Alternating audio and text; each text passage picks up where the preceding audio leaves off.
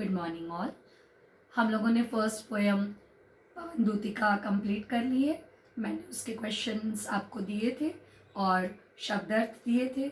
उसके बाद साहित्यिक विशेषता लिखवाई थी और उसके नोट्स भेजे थे।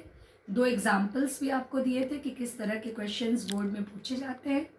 आई होप सो कि आपने उस काम को किया होगा और आपको अच्छे से समझ में आया होगा। अब मैं आज दूसरी पोएम शुरू कर रही हूँ। कल मैंने मैथिली शरण गुप्त जी की जीवनी आपको बता दी थी कि मैथिली शरण गुप्त जी का नाम राष्ट्र कवि के रूप में लिया जाता है, जो कि द्विवेदी युग के बहुत ही महान कवि हुए हैं। उन्होंने भी, जो द्विवेदी युग की मुख्य विशेषता है कि जिसमें हम उन पात्रों का वर्णन करते हैं जिनको जनरली भारतीय संस्कृति के बहुत मुख्य पात्र कहा जाता है, लेकिन हिंदी साहित्य में जिनका की वर्णन नहीं हुआ, उन पात्रों को उकेरा गया है, उनको दर्शाया गया है या उनको चित्रित किया गया है द्विवेदी युग में। मैथिली शरण गुप्त जी भी एक इसी प्रकार के कवि हैं जिन्होंने उपेक्षित पात्रों पर बहुत ही सुंदर काव्य लिखा है। और उसमें 2 जो मेन कैरेक्टर्स उन्होंने लिए हैं वो हैं कैकेयी और उर्मिला। इन दोनों से संबंधित कविताएं हम आपको इस चैप्टर में पढ़ाएंगे। कैकेयी का अनुताप, जैसा कि नाम से ही पता है, कैकेयी का अनुताप। कैकेयी अर्थात श्री रामचंद्र जी की दूसरी माँ कैकेयी और अनुताप अर्थात पश्चाताप। ये साकेत से लिया गया खंड है, काव्य खंड है। और इसके अलावा जो दूसरा गीत है वो भी साकेत का ही एक खंड है। कैकेयी के पहले मैं दोनों पोएम्स का थोड़ा सा इंट्रोडक्शन आपको दे दूं। कैकेयी के अनुताप में इन्होंने ये बताया है कि जब श्री रामचंद्र जी के साथ लक्ष्मण और सीता वन को चले गए थे और भरत जब अपने ननिहाल से वापस लौटे और उनको पता चला कि श्री रामचंद्र जी को 14 वर्ष का वनवास हो चुका है और उनके पिता की मृत्यु हो गई इस दुख के कारण, और उनकी माँ कैकेयी ने 2 वरदान राजा दशरथ से मांगे कि जिसमें राम को 14 वर्ष का वनवास और भरत को राज्य गद्दी, तो कैकेयी ही उसका कारण है। तो वो अपनी माँ से बहुत अधिक नाराज हुई और उन्होंने अपनी माँ को कहा कि तुमने ये क्या कर दिया, कहीं श्री राम अर्थात मेरे भैया ये न सोचें कि मेरे कहने के कारण ही तुमने ये काम किया है। इसी तरह से और लोगों ने भी कैकेयी की भर्त्सना की अर्थात आलोचना की। सब लोग कैकेयी को भला बुरा कहने लगे और अंत में आपको पता है श्री राम कथा में कि ये निर्णय लिया गया कि सब लोग श्री राम को वापस लेने जाएंगे। ऐसा भरत ने कहा कि मैं जाऊंगा और राम भैया को वापस अयोध्या लाऊंगा। जब वो लोग रामचंद्र जी को वापस लेने जाते हैं और पहुंचते हैं पंचवटी नामक स्थान पर जहाँ पर उनकी कुटिया बनी हुई थी, तो उस कुटिया में जब रात में सभा का आयोजन होता है और उसमें जो वार्तालाप होता है भरत और कैकेयी और श्री राम के बीच में, उसका वर्णन ही यहाँ पर किया गया है। आई होप सो कि आपको समझ में आ गया होगा कि हम लोगों को क्या पढ़ना है। इसी प्रकार से दूसरी कविता जो आपकी गीत है, गीत कविता में यह वर्णन है कि लक्ष्मण जी जब श्री राम और सीता जी के साथ गए तो लक्ष्मण अपनी पत्नी उर्मिला को ये कहकर छोड़ गए कि तुम यहाँ रह करके कौशल्या माँ की सेवा करोगी। इसके अलावा उन्होंने एक बहुत ही कठिन आप कह सकते हैं कि एक बहुत ही कठिन वादा ले लिया अपनी पत्नी उर्मिला से कि तुम रोगी नहीं, क्योंकि यदि तुम रोगी तो फिर मैं मेरा मन जान जाएगा और मैं अपने जिस कर्तव्य की पूर्ति के लिए जा रहा हूँ उस कर्तव्य को पूरा नहीं कर पाऊंगा। उनके जाने के बाद उर्मिला की जो मनोदशा है, उर्मिला जो व्यथित और दुखी है, इसका वर्णन गीत कविता में हुआ है। तो आई होप सो कि आपको दोनों पोएम्स में हम क्या पढ़ेंगे ये समझ में आ गया होगा। पोएम की स्टोरी आपकी सुनी सुनाई है, बचपन से आप सुनते आए हैं और आप उससे फ्रेंडली हैं। यहाँ पर बस एक नए कलेवर में, कलेवर अर्थात एक नए खोल में, एक नए कवर में लाए हैं मैथिली शरण गुप्त इन दोनों कविताओं को, जहाँ पर वो आपने जो राम कथा सुनी या पढ़ी है बेटा अभी तक, उसमें श्री राम का पक्ष लिया जाता है या भरत का पक्ष लिया जाता है, दशरथ का पक्ष लिया जाता है, ठीक है, कौशल्या का पक्ष, सीता का पक्ष लिया जाता है। लेकिन ये दो कविताएं आप ऐसी पढ़ेंगे जिसमें इन लोगों का तो पक्ष लिया ही जाता है, लेकिन इसके साथ साथ कैकेयी माँ का पक्ष भी लिया जाता है या उर्मिला का पक्ष भी लिया जाता है। तो आई होप सो कि आपको समझ में आ गया होगा कि आपको पोयम में क्या पढ़ना है।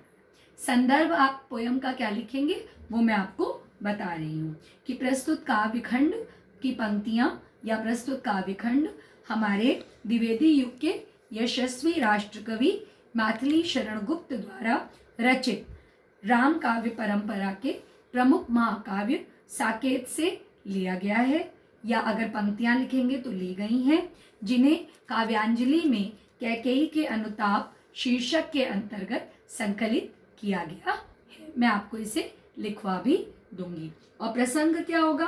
प्रसंग ये होगा, अभी आपको बता दिया है, फिर से आपको बता रही हूँ कि प्रसंग ये होगा कि भरत राम को अयोध्या वापस लौटाने के लिए जब चित्रकूट में पहुँचते हैं और वहाँ रात के समय कुटिया के आगे, उनकी जो कुटिया है जिसमें श्री राम लक्ष्मण और सीता रह रहे हैं, उनकी कुटिया के आगे एक विशाल जनसभा का आयोजन किया जाता है और ये जो पंक्तियां आप पढ़ेंगे उसमें उसी का वर्णन है। Okay, so now I am starting your poem. तदंतर बैठी सभा उटच के आगे, नीले वितान के तले दीप बहु जागे, टकटकी लगाए नयन सुरों के थेवे, परिणामोत्सुक उन भयातुरों के थेवे, उत्फुल्ल करौदी कुंज वायु रह रहकर, करती थी सबको पुलक पूर्ण मैं कर। वह चंद्र लोक था कहाँ चांदनी वैसी, प्रभु बोले गिरा गंभीर नीर निधि जैसी। मैं फिर से एक बार पढ़ रही हूँ। तदंतर बैठी सभा उटच के आगे, नीले वितान के तले दीप बहु जागे, टकटकी लगाए नयन सुरों के थेवे, परिणामोत्सुक उन भयातुरों के थेवे, उत्फुल्ल करौंदी कुंज वायु रह रहकर, करती थी सबको पुलक पूर्ण मैं कर। तदंतर बैठी, तदंतर अर्थात उसके पश्चात। यहाँ आपको ये बता दें कि ये साकेत जो है ये महाकाव्य है। महाकाव्य अर्थात जिसमें कोई लंबी कथा को पूर्ण निष्ठा और इमोशंस के साथ, भावनाओं के साथ कहा जाता है। तो यहाँ पर ये प्रबंध काव्य है साकेत, बड़ा काव्य है, महाकाव्य है, उसका एक टुकड़ा बताया जा रहा है, आपको बीच से ये चीज लाई जा रही है। ठीक है बेटा। तो तदंतर बैठी, तदंतर तदंतर का मतलब होता है उसके बाद। उटज अर्थात कुटिया, उटज अर्थात कुटिया, नीले अर्थात नीले रंग का, वितान अर्थात आकाश के तले दीप बहु जागे।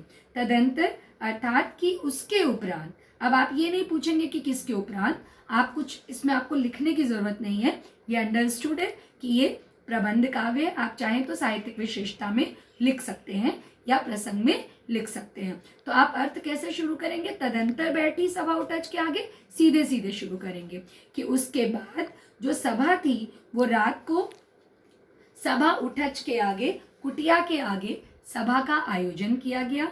नीले वितान के तले, तले अर्थात नीचे, नीला अर्थात नीले रंग का, वितान अर्थात आकाश, नीले रंग के आकाश के नीचे दीप बहु जागे, बहुत सारे दीपक जो थे वो जगमगाने लगे।